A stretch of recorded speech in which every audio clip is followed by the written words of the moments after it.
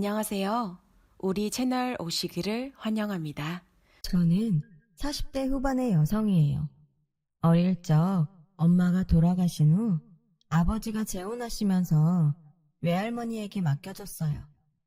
원래 외할머니를 잘 따랐던 저는 낯선 새엄마와 사는 것보다 외할머니와 사는 게 훨씬 낫다고 생각했죠.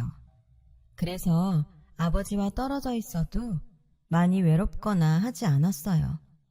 아버지하고 큰 정 없이 살았기 때문에 더 그랬던 것 같아요. 저는 외할머니의 보호 아래서 행복하게 자랐어요. 외할머니는 증조 외할머니가 하시던 국밥집을 그대로 물려받아서 장사를 하셨는데 워낙 국물 맛이 좋다고 소문이 나서 단골들이 제법 많았어요. 그런 외할머니의 영향으로 요리에 관심이 많았고 고등학교 때 진로를 요리사로 정하게 됐어요. 외할머니는 제가 요리사가 되는 걸 반대하지 않았지만 대학은 나와야 된다고 하셨어요. 뭘 하든 요즘 세상은 대학 졸업장이 있어야 되는 거야. 너 대학 보낼 돈은 있으니까 등록금 걱정은 하지 말고. 할머니, 요리사는 일찍 시작해서 밑에서부터 배워야 되잖아. 근데 대학 가서 공부하면 언제 그걸 다 배워? 넌 취직 생각은 안 하는 거야. 제대로 된 데 취직하려면 대학 졸업장이 필요한 거야. 전문대에는 조리과도 있다는데 거기 가면 되잖아. 외할머니의 설득에 저는 전문대 호텔 조리학과에 들어가게 됐어요. 그러면서 새벽에는 외할머니 식당 일을 돕고 낮에는 아르바이트를 하며 학교를 다니는 생활을 시작했죠. 몸은 피곤했지만 좋아하는 일을 하다 보니 힘든 줄도 모르겠더라고요. 저는 한식 조리사 자격증과 양식 조리사 자격증을 따고 학교도 졸업하며 취직을 했어요. 당시에는 잘 없던 건강식 스타일의 한식 레스토랑이었어요. 고급 레스토랑이라서 잘 사는 손님들이 많았죠. 저는 거기서 부주방장이 될 때까지 일을 했어요. 그러다가 남편을 만나게 됐어요. 남편은 변호사였는데 동료 변호사들과 자주 오곤 했어요. 솔직히 제가 먼저 남편한테 끌려서 서비스도 더 주고 일부러 나가서 인사도 했었죠. 남편은 깔끔한 인상에 양복이 잘 어울렸어요. 그런 제 마음을 알고 남편도 제게 다가왔고 얼마 안 가서 사귀게 됐어요. 외할머니한테는 사귀고 6개월쯤 지나서야 말씀드렸어요.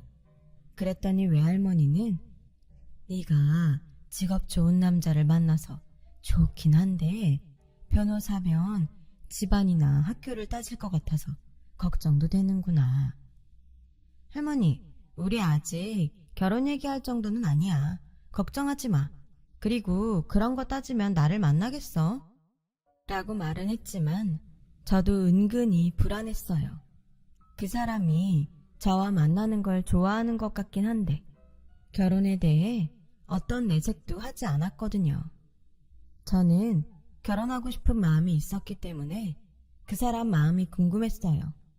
어느 날 저는 결심을 하고 남자에게 물어봤어요. 성욱 씨, 혹시 나랑 결혼할 생각 있어? 우리 만난 지 6개월이 넘었는데 아무것도 안 정하기엔 좀 그렇잖아. 물론 6개월이 짧다면 짧을 수도 있지만 나한테는 안 그래. 앞으로도 계속 이대로 지낼 거면 난 좀 생각을 해봐야 될 것 같아. 라고 하자 남자는 당황해서 사실 내가 더 생각을 정리한 다음에 말하려고 했는데 현주 네가 먼저 그렇게 얘기하니 나도 결정을 해야겠네. 내일 다시 만나서 얘기하자. 라는데 가슴이 덜컹 내려앉더군요. 제가 괜히 섣불리 결혼 얘기를 꺼내서 이대로 헤어지게 되면 어쩌나 그런 마음이 들었거든요. 그렇게 밤새 잠도 못 자고 하루 종일 불안해하며 약속 시간만 기다렸죠. 그러나 제 걱정과 달리 남자는 제게 반지를 건네더군요. 이런 건 제대로 형식을 갖춰서 해야 되잖아. 현주야, 나랑 결혼하자. 라는데 저는 너무 좋아서 어쩔 줄을 몰랐어요. 외할머니는 인사하러 온 그 사람을 따뜻하게 맞아주셨어요. 이렇게 누추한 데까지 찾아와줘서 고마워요. 우리 현주 마음 아프지 않게 하는 거랑 고생만 시키지 말아요. 걱정 마세요, 할머니. 잘 살겠습니다. 저는 그 말이 참 든든해서 좋았어요. 하지만 외할머니는 남자가 간 다음에 걱정을 하셨죠. 사람이 좀 차가운 것 같은데 정말 괜찮겠어? 아니야, 보기엔 저래도 안 그래. 괜찮아. 그렇다면 다행이지만 사람은 마음이 따뜻해야 되는데, 하긴 만나는 네가 더 잘 알겠지. 라며 저를 믿어주셨어요. 하지만 남자의 부모님은 저를 보자마자 싫은 티를 냈어요. 특히 어머니가 그랬죠. 아가씨, 결혼하면 우리 집 감당하겠어? 우리 집에 전문대 나온 사람 없거든. 서울에서도 이름 있는 데만 나왔는데 아가씨는 전문대에 직업도 요리사라며? 그리곤 저를 위아래로 훑어보셨어요. 그러자 남자는 요리사는 전문직이에요. 생각하는 것처럼 수준 낮은 직업 아니니까 걱정 마세요. 라며 저를 감쌌고 남자 어머니는 그래, 네가 그렇다면 그런 거겠지. 알았다. 라며 더 이상 말하진 않았지만 부모님 두 분 다 저를 좋아하지 않더라고요. 내가 성욱 씨에 비해서 여러모로 떨어지니까 다들 마음에 안 드시는 것 같은데 어쩌지? 라며 걱정을 하자 남자는 그런 건 살면서 얼마든지 바꿀 수 있잖아. 부모님 마음에 들게 잘하면 괜찮아질 거야. 라며 안심을 시켰고 저는 결혼하면 정말 잘하자 라고 생각했죠. 그렇게 우리는 결혼식 준비를 시작했어요. 시댁에서 요구하는 혼수가 부담이 돼서 잠시 갈등도 있었지만 외할머니가 아무 말씀 없이 다 해주시더군요. 할머니, 이렇게 무리하지 않아도 돼. 못하는 건 못한다고 내가 말할게. 변호사 아들 결혼시키면서 이 정도도 안 바라겠냐? 너도 부모가 해주는 거 받으면서 결혼해야 되는데 나라도 챙겨야지. 무리하는 거 아니니까 걱정 마. 할머니 이 정도 돈은 있어. 넌 결혼해서 잘 살 생각만 해. 저는 그런 외할머니가 너무 고마웠어요. 결혼하고 나서도 자주 찾아뵙고 더 잘해야겠다고 마음 먹었죠. 하지만 막상 결혼을 하고 나니 생각처럼 되지 않더라고요. 시댁에서는 수시로 저를 불러서 자잘한 일부터 큰일까지 다 시켰어요. 그 바람에 저는 레스토랑이 끝나면 신혼집보다 시댁에 가는 날이 더 많았죠. 일주일에 4번은 시댁에 갔는데 그중 1번이나 2번은 음식을 해야 했어요. 그런 날은 직장에서 음식을 하고 시댁에 가서 또 해야 하니 정말 진이 빠지더라고요. 어머니, 제가 직장에서 음식을 만들다 보니까 여기 와서 또 하면 너무 지쳐서요. 다음 날에도 지장이 있어요. 제가 쉬는 날 집에서 만들어서 갖다 드리면 더 좋을 것 같은데요. 넌 요리사라며 그게 뭐 그렇게 어렵다는 거니? 그냥 하기 싫으면 하기 싫다고 하지. 변명도 참 가지가지다. 그게 아니에요. 다음날 출근해서 일에 지장이 생겨서 그래요. 그러니 양해 좀 부탁드릴게요. 듣기 싫다. 그렇게 하기 싫으면 하지 마. 누가 들으면 내가 되게 부려먹는 줄 알겠다. 이 깎고도 못할 거면서 결혼 전엔 잘한다고 이빨린 소리를 했니? 저는 더 이상 아무 말 못하고 죄송하다고만 했어요. 집에 와서 저는 속상한 마음에 남편에게 얘기했어요. 위로를 해줄 줄 알았던 남편은 그러게, 비유 좀 잘 맞추지. 그런 것도 하나 못해? 괜한 문제 일으킬 일 좀 하지 말라고. 라며 냉정하게 말하더군요. 너무하는 거 아니야? 문제를 일으키다니. 나도 직장에서 일해야 되는데 요새는 거의 시어머니 수발만 들고 있다고. 그게 얼마나 힘든 줄 알아? 그거 원래 당신이 하는 일이잖아. 음식 만드는 거 좀 더 만든다고. 뭐 그렇게 난린지. 엄마가 왜 그러셨는지 알겠다. 음식이라고 다 똑같은 줄 알아? 식재료도 다르고 만들 때마다 다 신경 쓰인다고. 그 정도도 못하면 요리사라고 하지 말아야지. 당신 프로가 뭐 그래? 라는데 정말 말이 안 통한다는 걸 깨달았어요. 남편은 결혼 전 제가 기대했던 사람이 아니더군요. 저와 집안일에는 무심했고 자기 일만 중요하게 생각했죠. 신혼생활 3개월도 안 돼서 제 결혼 생활은 흔들리기 시작했어요. 외할머니가 제가 결혼할 때 신경 쓰신 걸 생각하며 어떻게든 잘 살아보려고 애썼어요. 시어머니가 저를 전문대 출신의 요리사라고 노골적으로 무시해도 어쨌든 제가 남편보다 부족하니까 이해하려고 했고요. 하지만 그럴수록 시어머니는 더 했고 남편은 신경도 안 썼어요. 제가 하소연이라도 하려고 들면 듣기 싫다며 자리를 피해버렸죠. 결혼하고 1년 넘게 그런 생활은 계속됐고 저는 점점 지쳐갔어요. 그러다가 시어머니가 집에서 모임을 한다고 저에게 회사를 빠지고 오라고 하는 일이 생겼어요. 나랑 제일 친한 친구가 딸 결혼시킨다고 해서 내가 한 통 내기로 했다. 네가 요리사인데 어디 갈 필요 있냐? 와서 음식 좀 해라. 어머니, 아무리 그래도 회사를 빠지는 건 안 될 것 같아요. 제가 전날 밤에 만들어 놓고 회사 갔다 와서 뒷정리할게요. 너 지금 나보고 친구들 불러다 놓고 식은 음식 먹이라는 거냐? 뭐 잘난 일을 한다고 나를 친구들한테 망신 주려는 거야? 그런 사적인 일로 갑자기 휴가를 쓸 수는 없어요. 이해해 주세요. 라고 했지만 시어머니 화만 더 키우게 됐어요. 내가 너 며느리로 들이면서 주변에 말도 제대로 못했다. 식당에서 일하는 식순이라는 말을 어떻게 하겠니? 우리 집 오면서 해온 것도 없으면 이런 거라도 잘 해야 되는 거 아니냐? 무슨 직장 같지도 않은데 다니면서 휴가니 뭐니 거창하게 굴며 사람을 무안하게 해. 네가 우리 집에서 이런 거라도 제대로 해야 될 거 아니야. 저는 더는 참지 못하고 어머니, 그런 말씀은 너무 지나치네요. 제가 결혼할 때 한 게 없다뇨. 어머니가 요구하시는 거 다 했잖아요. 그리고 전 식순이가 아니고 요리사예요. 부주병장이라고요. 라고 하자 시어머니는 아주 꼴값을 떠내. 그래, 너 잘났다. 이제 보니 너무 잘난 며느리라서 내가 모시고 살아야겠구나.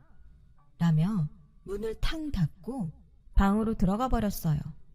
밤늦게 집에 온 남편은 저를 보자마자 당신 좀 잘할 수 없어? 그것밖에 안 돼? 라며 성질부터 냈어요. 시어머니가 남편한테 전화해서 저하고 있었던 일을 다 얘기했더라고요. 내가 뭘 더 해야 되는데, 그리고 식순이니 직장 같지도 않다느니 그런 말 하는 것까지 내가 참아야 돼? 왜 당신네 식구들은 나를 조금도 인정하지 않으면서 나한테만 잘하라고 하는 건데? 당신네 식구들? 말 참 기분 나쁘게 하네. 여태까지 그런 식으로 생각했던 거야? 그러니까 당신 가족 아니다 이거지? 하긴 그러니까 결혼하고 1년 넘도록 부모님 마음에 들게 하는 게 없지. 솔직히 당신 직장이 호텔 레스토랑도 아니고 엄마 입장에서는 말하기 부끄러운 건 사실이지. 안 그래? 내 직장이 어때서? 거기 우리나라에서 손꼽히는 곳이야. 알아? 그리고 내가 당신 부모님 마음에 들려고 결혼했어? 난 당신하고 결혼한 거잖아. 라고 하자 남편은 저를 한심하다는 듯 보며 내가 당신이랑 결혼하기로 결정한 건 나 신경 안 쓰게 집안일도 잘하고 우리 집에도 잘할 것 같아서였어.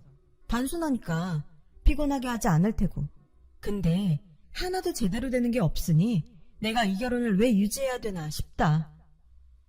저는 너무 충격을 받아서 아무 말도 할 수 없었어요. 남편이 절 사랑했다고 믿었는데 그게 아니었던 거예요. 저는 그날 밤 혼자 이불을 뒤집어 쓰고 외할머니를 부르며 펑펑 울었어요. 그리고 다음날 출근을 했다가 왔는데 집에 제 물건만 싹 없어졌더라고요. 너무 놀라서 어쩔 줄 모르고 있는데 시어머니한테서 전화가 왔어요. 우리 성욱이 선짜리 들어왔다. 아주 좋은 집안이야. 그런데 네가 계속 옆에 있으면 되겠니? 솔직히 네가 지금 우리 집에 무슨 도움이 되니? 너도 생각을 해봐. 이만큼 살아도 안 맞으니? 이제 그만 헤어지는 게 맞다고 본다. 어머니, 이건 말도 안 돼요. 저랑 성욱 씨 결혼했잖아요. 제가 아내예요. 그러자 시어머니는 내가 너네 혼인신고 안 했어. 너 같은 애랑 결혼하는데 이 정도 보호장치는 해야지. 너도 손해볼 거 없지 않니? 네가 해온 가구들도 시간 될 때 다 가져가라. 라더니 전화를 끊어버렸어요. 제가 법적으로 남편과 아무 사이가 아니었다는 데에 충격을 받았죠. 더 힘들었던 건 그걸 남편도 알고 있었다는 거였어요. 저는 그렇게 쫓기듯 외할머니한테 돌아왔어요. 외할머니는 아무 말 없이 울기만 하는 저를 그저 안아주기만 하셨죠. 저는 다니던 레스토랑도 다 정리하고 할머니 옆에서 지냈어요. 그때는 도저히 창피해서 제가 알던 사람들을 만날 수가 없었거든요.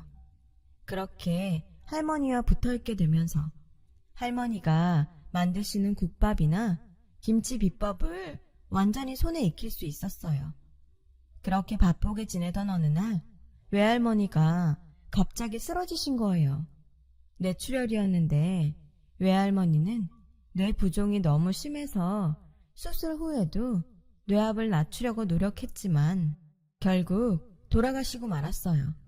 평소에 머리가 아프다며 두통약을 자주 드셨는데 그때 병원에 모셔왔더라면 하는 후에 장례식 내내 통곡을 하며 지냈어요. 며칠 동안 가게 문도 닫고 방에 누워서 울기만 하다가 외할머니가 쓰던 가계부를 보게 됐어요. 거기에 저 보라고 음식 레시피를 서툴게 써놓은 종이가 있더라고요. 저는 그걸 보며 마음을 다잡았어요. 증조 외할머니 때부터 내려온 가게가 제 손에서 다치면 안 된다는 생각에 정신이 번쩍 나더라고요. 다음 날부터 저는 외할머니가 계실 때처럼 새벽에 일어나서 음식을 준비하고 가게 문을 열었어요. 저희 가게가 오래됐지만 꽤 규모가 있어서 저 혼자 하려니 처음엔 굉장히 힘들었어요.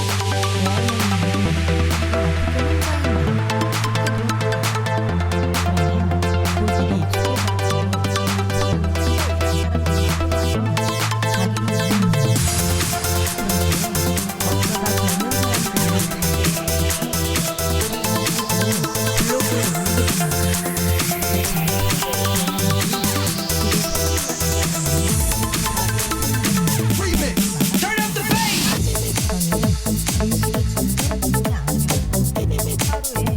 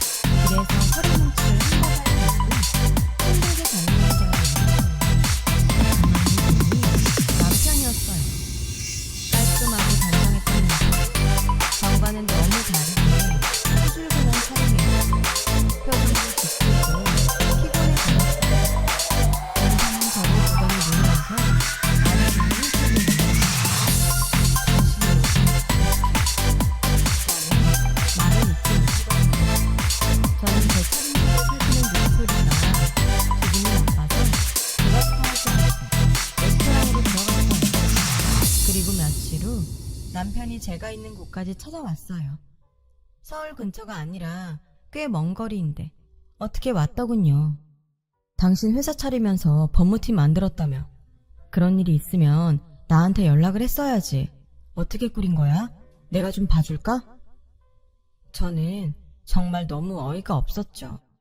그쪽이 상관할 일 아닌데요. 바쁘니까 이만 가주세요. 라고 하자 남편은 다급하게